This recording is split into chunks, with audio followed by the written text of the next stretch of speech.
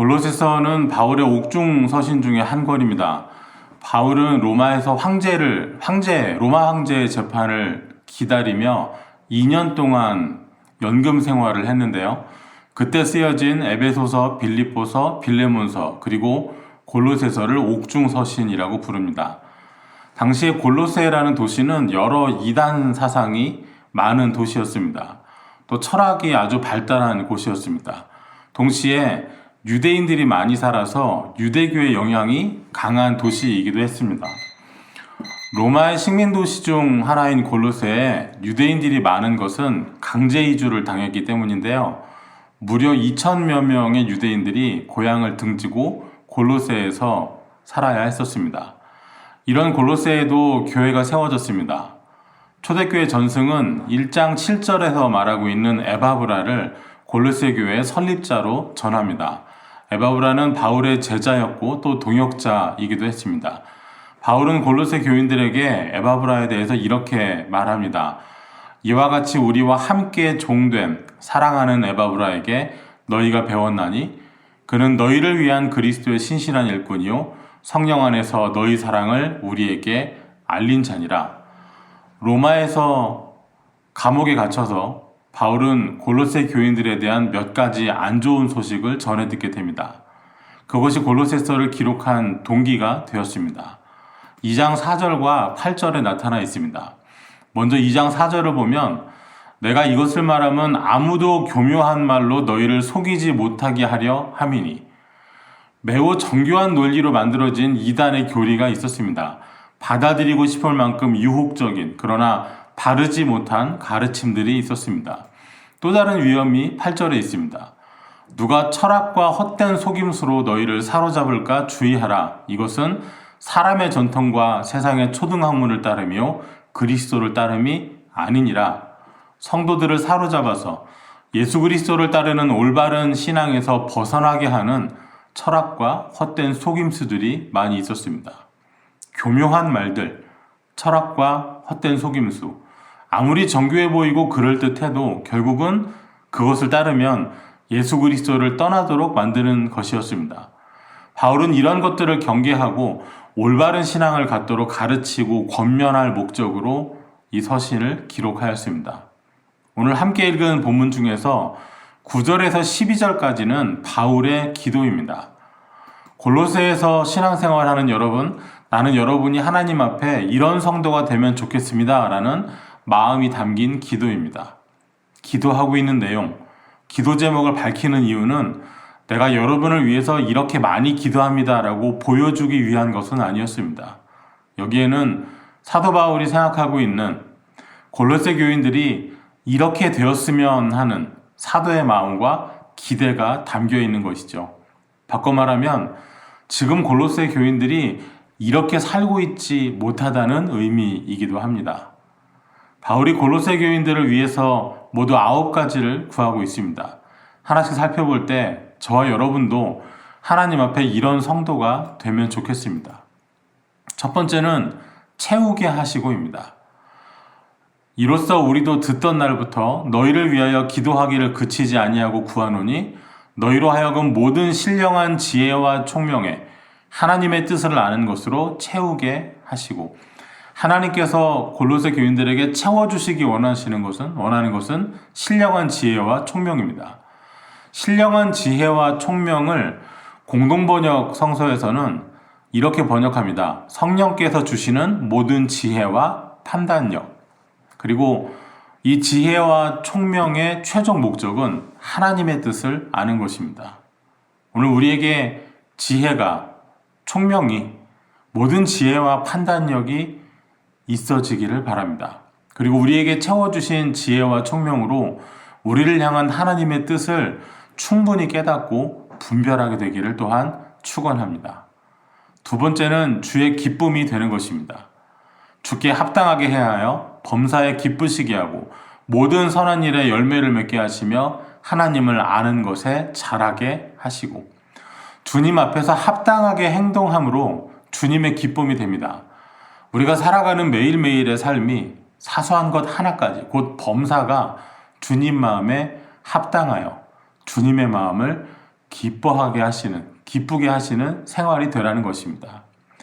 주님께 합당하게 행동하는 것은 바울의 첫 번째 기도인 하나님의 뜻을 아는 그 지식의 당연한 결과입니다.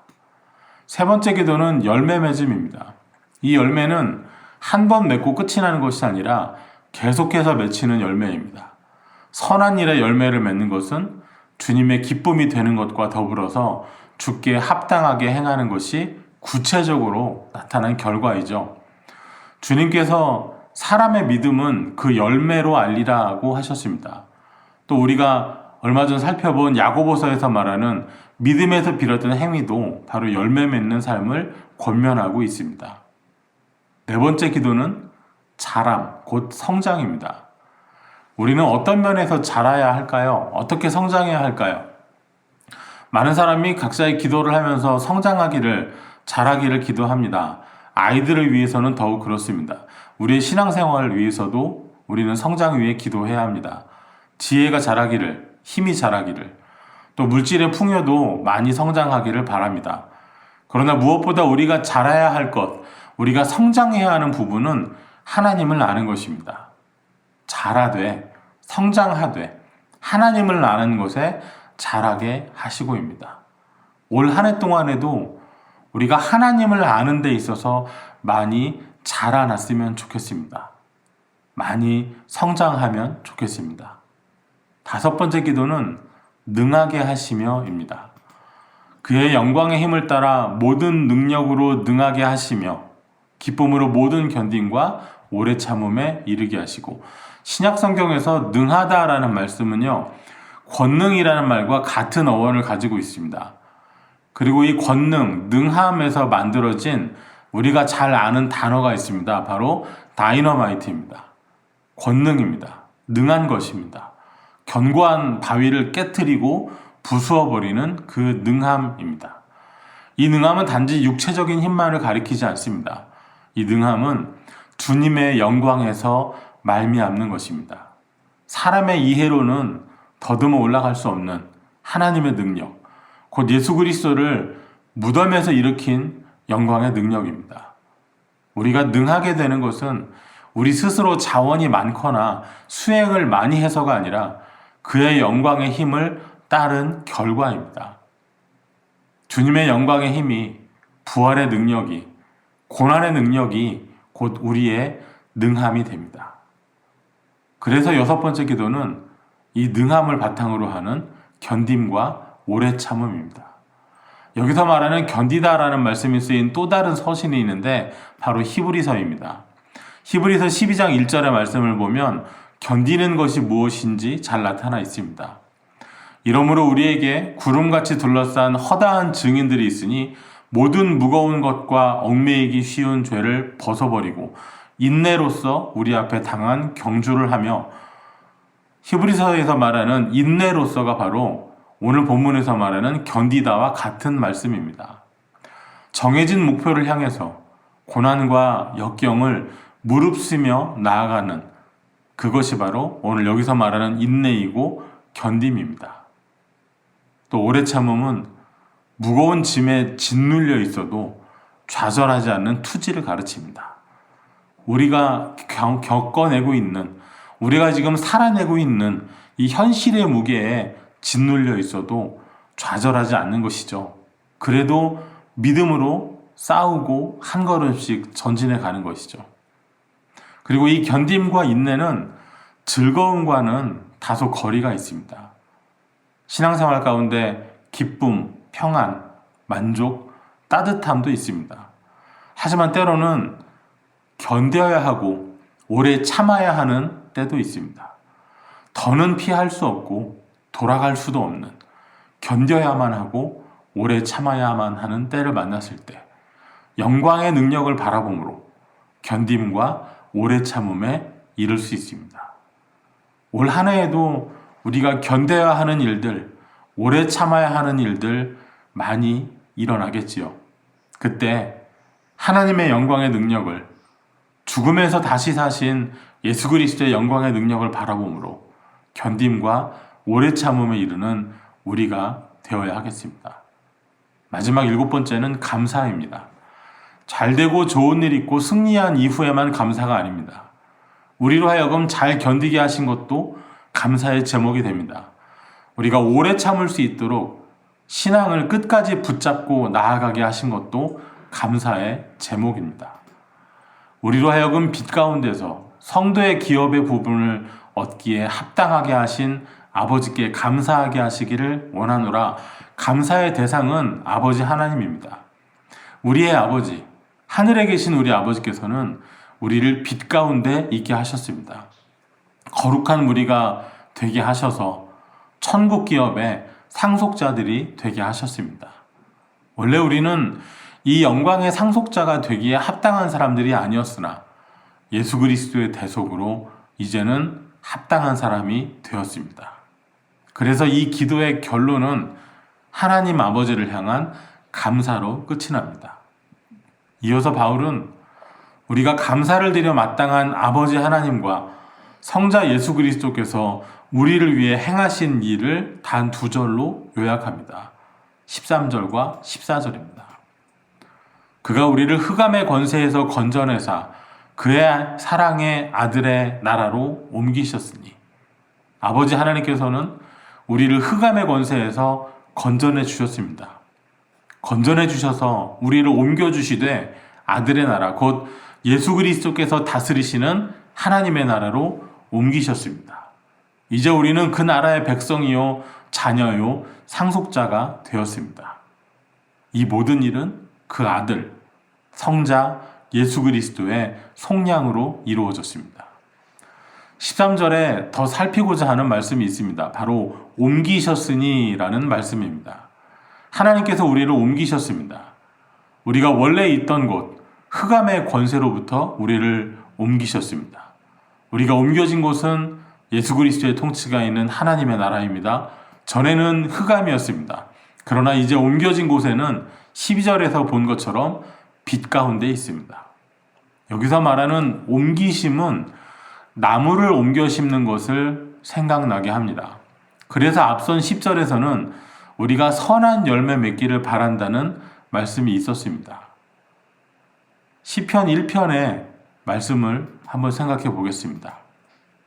그는 시냇가에 심은 나무가 철을 따라 열매를 맺으며 그 잎사귀가 마르지 아니함 같으니 그가 하는 모든 일이 다 형통하리로다. 복 있는 사람, 율법을 주야로 묵상하는 사람은 시냇가에 심은 나무 같다 하였습니다. 시냇가는 나무를 심기에 좋은 곳이 아닙니다.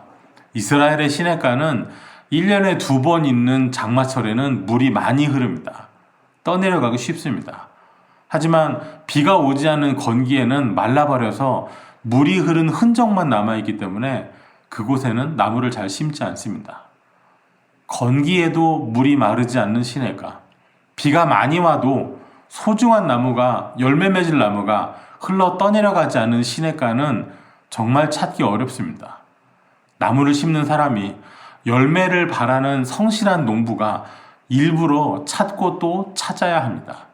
한 해, 두 해가 아니라 오랫동안 관찰한 끝에 이곳에 나무를 심으면 가뭄에도, 비가 오지 않을 때도 물이 마르지 않고, 또 비가 많이 왔을 때도 떠내려가지 않는 이곳에 심어야 하겠다고 생각하는 것이죠. 하나님께서 우리를 시냇가에 심은 나무가 되게 하시고, 하나님께서는 그 나무를 심은 이가 되게 되셨습니다. 우리를 흑암에서 뽑아내셔서 그의 아들의 나라로 옮겨 심으셨습니다. 마르지 않고 떠내려가지 않고 안전하고 때를 따라 열매 맺을 수 있는 곳으로 옮겨 주셨습니다. 그리고 이 옮김은, 이 변화는, 흑암에서 주의 나라로 옮겨짐은 예수 그리스도 안에 있는 죄사함으로 이루어졌습니다. 그래서 14절에 그 아들 안에서 우리가 속량 곧 죄사함을 얻었도다 하였습니다. 우리는 원래 좋은 열매를 맺을 수 없었습니다. 흑암 가운데 있을 때, 죄와 사망에 우리가 뿌리를 내리고 있을 때 우리가 맺던 열매는 온전한 것도 아니었고 하나님 나라에 가져갈 수 있는 것들도 아니었습니다. 이런 우리를 옮겨주셨습니다. 흑암의 권세로부터 우리를 뽑아내셔서 아들의 나라, 예수 그리스도로 말미암아 은혜의 통치가 이루어지는 나라로 옮기셨습니다.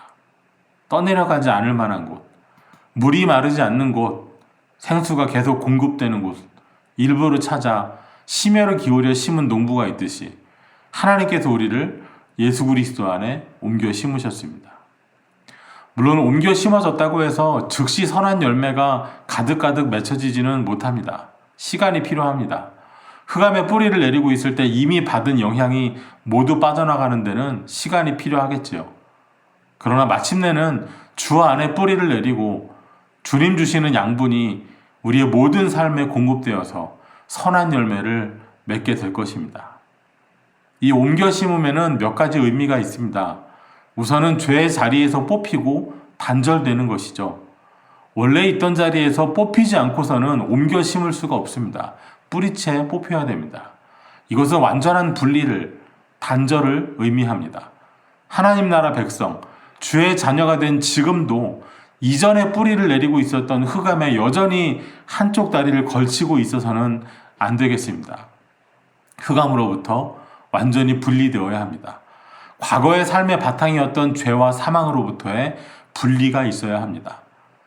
자기 마음의 뿌리가 세상에 있고 세상에서의 위치와 흑암의 양분에 여전히 매료되어 있어서는 안 될 일입니다. 그리고 이 과정에는 당연히 아픔이 따릅니다. 죄에 내리고 있었던 뿌리가 깊으면 깊을수록 뽑히는 아픔이 크겠지요. 하지만 그래도 분리해야 됩니다. 그래도 뿌리가 뽑혀야 됩니다. 잘못된 곳에 뿌리를 내리고 있으니 뽑아줘야 합니다. 그렇지 않으면 차라리 잘라내는 것이 낫습니다. 죄인의 삶이 송두리째 뽑혀 나오는 과정이 편안하고 안락하고 즐거울 수만은 없을 겁니다. 그러나 필요한 일입니다. 죄에 담겨져 있고 둘러싸인 뿌리들이 뜯기면서 아픔도 있겠습니다. 그러나 은혜를 아는 사람은 이런 아픔을 감수할 수 있습니다. 이와 유사한 말씀이 로마서에도 있습니다. 로마서 11장 17절에 또한 가지 얼마가 꺾이었는데 돌감람나무인 내가 그들 중에 젖붙임이 되어 참 감람나무 뿌리에 진액을 함께 받는 자가 되었은즉 돌감람나무인 우리가 참 감람나무의 젖붙임이 되었습니다. 역시 원래 속한 나무에서 잘려나가는 아픔이 있어야죠. 단절이 있어야죠. 그리고 참 감람나무로 새로 이어짐이 붙임이 있습니다. 그리고 이전에 돌감람나무, 쓸모없는 먹을 수 없는 열매를 맺는 그 나무의 성격이 서서히 줄어들고 마침내 참된 열매를 맺는 참 감람나무의 공급으로 새로운 열매를 맺게 되는 것이죠. 하나님께서 우리의 삶을 송두리째 흔드시는 것 같고 뿌리채 뽑히는 것 같지만 이것이 나의 구원을 위한 것임을 알면 인내할 수 있습니다. 인내하는 사람은 오히려 슬픔을 느낍니다. 아프고 힘들어서가 아닙니다. 죄와 사망에 뿌리 내린 기간이 긴 만큼 애통하는 마음이 큽니다. 그래서 애통하는 자가 복이 있다 하셨습니다. 나의 죄와 허물이 슬프고 애통하며 이 죄를 대신하기 위해 나 대신 죽으신 예수님의 희생이 또한 애통한 것입니다.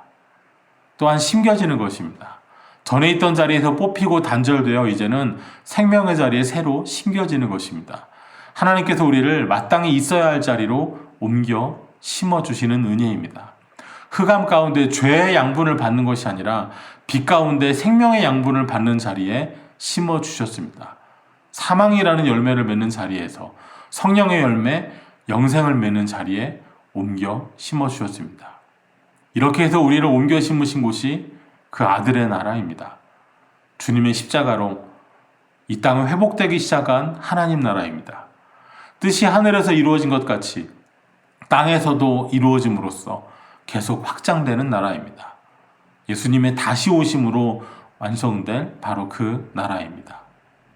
오늘 사도의 기도는 옮겨 심어진 사람다운 삶을 살기를 바라는 기도입니다. 골로새 교회에서 들려온 안타까운 소식이 있었습니다. 성도를 속이는 교묘한 말들이 있었습니다. 고대 그리스와 로마 사람들이 만들어낸 현재에도 여전히 큰 가치를 가지고 있는 철학이 있었습니다. 또 기독교의 겉모습은 가지고 있으나 결국 그리스도를 따르는 자리에서 벗어나게 만드는 이단들도 많이 있었습니다. 이런 세상 속에서 살아가는 성도가 예수 그리스도의 죽으심으로 흑암에서 빛으로 사망에서 영생으로 옮겨진 성도가 받은 은혜에 합당하게 살기를 바라는 사도의 기도입니다. 저와 여러분이 지금 심겨져 있는 곳은 오늘 본문이 말하는 하나님의 사랑의 아들 예수 그리스도의 나라입니다. 주님이 안 계셨다면 우리는 여전히 흑암의 권세에 복종하고 있었을 것입니다. 오늘 이 은혜 가운데 살아가는 우리가 앞서 살핀 기도에 일치하는 삶을 살아가야 하겠습니다. 세상 지혜만이 아니라 신령한 지혜와 총명을 소유하시기 바랍니다. 그렇게 되기를 사모하시기 바랍니다. 그리고 그 지혜와 총명이 하나님의 뜻을 아는 것으로 영적인 분별로 가득 채워지면 좋겠습니다.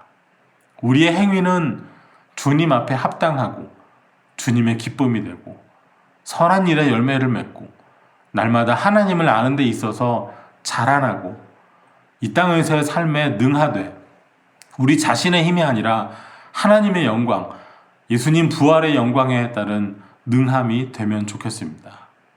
어려움이 있어도 잘 견디고 오래 참되 이를 악물고 억지로 견디는 것이 아니라 기쁨으로 견디고 참을 수 있게 되기를 바랍니다.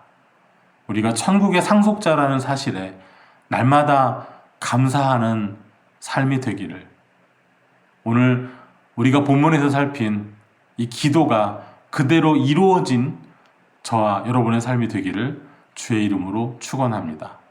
기도하겠습니다. 하나님 감사합니다.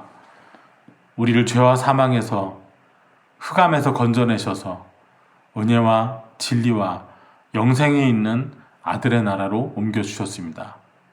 이 은혜에 합당한 삶을 살아내는 우리 한 사람 한 사람이 되게 하여 주시옵소서. 골로새 교회를 향한 이 기도가 우리를 향한 기도임을 알게 하시고 이 기도들이 우리 생활 속에서 하나하나 이루어지게 하여 주옵소서. 우리가 심겨진 자리가 어디인지 잊지 않게 하여 주옵소서. 우리 삶의 주소뿐만 아니라 우리 영적인 주소가 어디인지 날마다 생각하며 새 힘 얻는 우리가 되게 하여 주옵소서. 예수님 이름으로 기도하옵나이다. 아멘.